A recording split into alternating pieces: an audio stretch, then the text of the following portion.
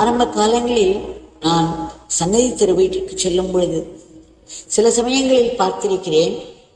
பகவான் எங்களை நாமும் பாடச் சொல்வார்.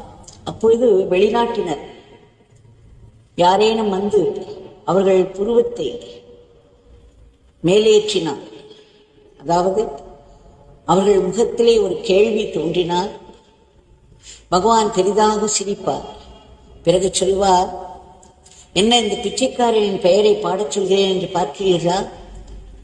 நீங்கள் விஞ்ஞானி, உங்களுடைய லேபில் எப்படி ஒரு சோதனை குழாயில் போட்டு எல்லாவற்றையும் சோதனை செய்கிறீர்களோ அதே மாதிரி இந்த பிச்சைக்காரனின் நாமத்தையும் நீங்கள் சோதனை செய்து பார்க்கலாம் என்பார்.